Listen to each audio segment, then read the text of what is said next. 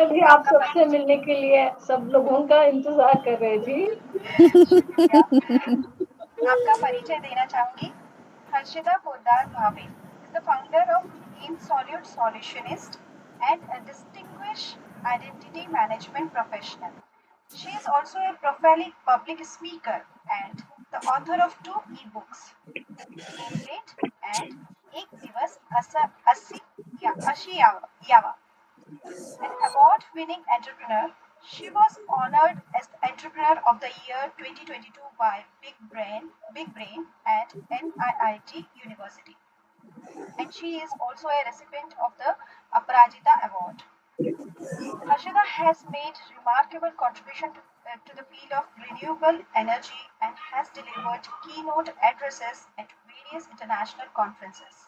Additionally, she is known for her command of the Sanskrit language and her passion for connecting with people and presenting unique stories to the world.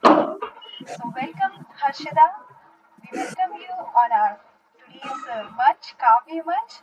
और आप जो संस्कृत में जितनी खूबसूरती से आप बोलते हैं वो मैंने सुना है. आप संस्कृत में और सभी लैंग्वेजेस में बहुत अच्छी कविताएं कहते हैं. आपका स्वागत करते हैं आज के इस मंच पर.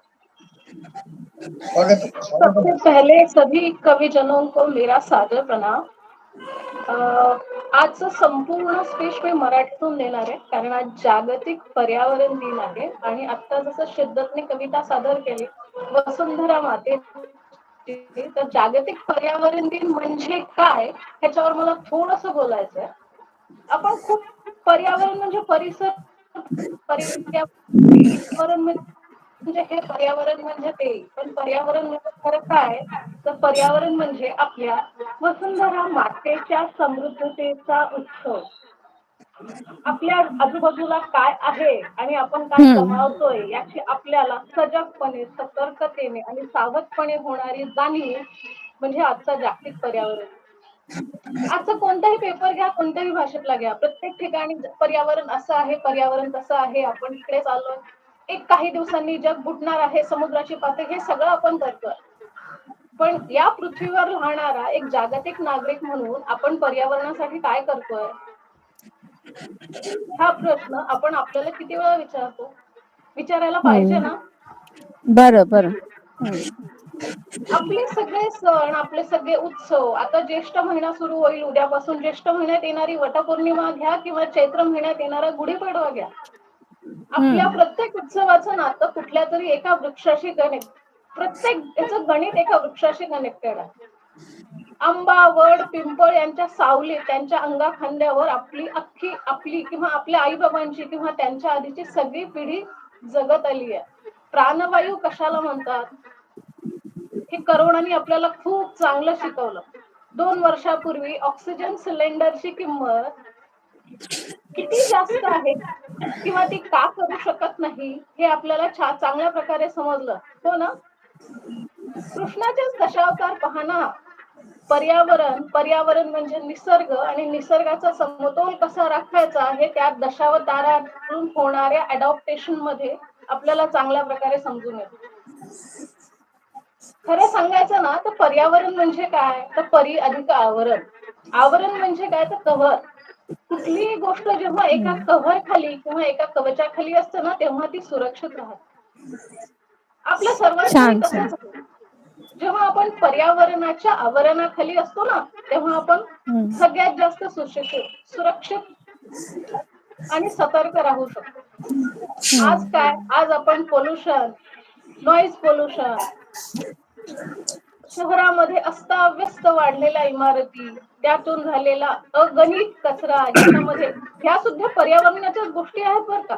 ह्यांना सोडून आपण पर्यावरणाकडे बघू शकत.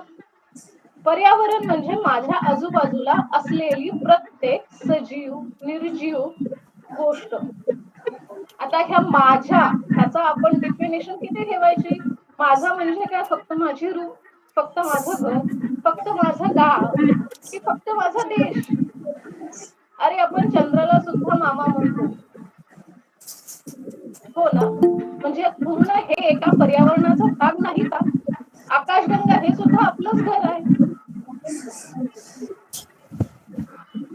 आणि आजच्या या पर्यावरण दिनी हा जागतिक पर्यावरण दिन ठीक आहे, हा कविमनसी आहे, पण आपण सर्वांनी एक प्रार्थना नक्कीच करू शकतो, एक प्रतिज्ञा नक्कीच घेऊ शकतो, की झालेला जो असमतोल आहे, या असमतोलातून आपण समतोलाकडे कसे जाऊ, यासाठी आपण काहीतरी नक्कीच प्रयत्न करू शकतो. मी असं नाही म्हणणार की फक्त झाडे लावा झाडे जगवा अशी घोषणा देत आपण एक प्रभात फेरी काढू किंवा ते करू, नक्कीच नाही. पण मी गाडी चालवताना माझा हॉर्न 10च्या ऐवजी 1 वेळा वाजवला तरी चालेल. मी जर 10 दिवस गाडी वापरत असेल तर 1 दिवस मी नक्कीच पब्लिक ट्रान्सपोर्टने जाईल. जमेल ना मला किंवा आपल्या सगळ्यांना? पर्यावरण म्हणजे वेगळे काहीच नाही. पर्यावरण म्हणजे सस्टेनेबिलिटी. पर्यावरण म्हणजे प्रतिकूलतेकडून अनुकूलतेकडे झालेला प्रवास. श्रीकृष्णाचेच उदाहरण घ्या ना. कुरुक्षेत्रावर अगणित प्रश्न पडलेल्या अर्जुनाला रथी महारथी समोर असताना इतक्या प्रतिकूल परिस्थितीत उभे राहण्याचा ध्येय देणारा श्रीकृष्ण आपल्या सर्वांसाठी फक्त मार्गदर्शक आहे का? कृष्ण कन्हैयापासून योगेश्वर श्रीकृष्णाचा प्रवास हे प्रतिकूलतेकडून अनुकूलतेकडे जाणाऱ्या प्रवासाचे एक उदाहरण नाही का? याच वाक्यावर, याच नोटवर मी आजची कविता ही श्रीकृष्णाला अर्पित करते. आणि कवितेचं नाव आहे कृष्ण सुद्धा सांगून गेला.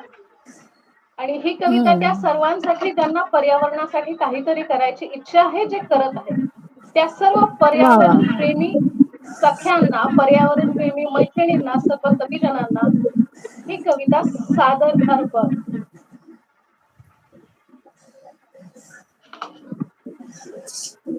तू असलास समोर तरीही मी शस्त्र खाली ठेवणार.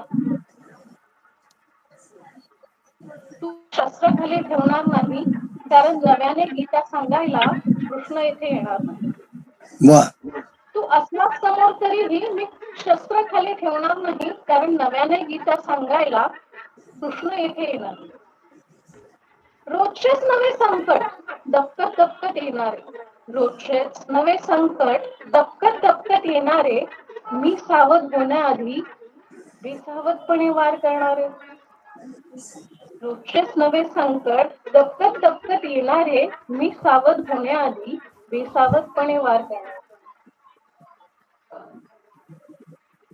कृष्ण सुद्धा सांगून गेला कर्म करत राहायला. कृष्ण सुद्धा सांगून गेला कर्म करत राहायला. करोना असो वा असो वादळ, मी सज्ज आहे लढायला. करोना असो वा असो वादळ, मी सज्ज आहे लढायला. थोडक्यात काय तर आपण या पर्यावरणाच्या समतोलाकडे जाताना आपल्याला अगणित प्रकारच्या प्रश्नांना सामोरं जायचं.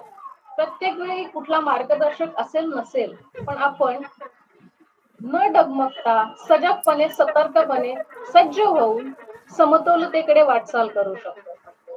थँक्यू, धन्यवाद.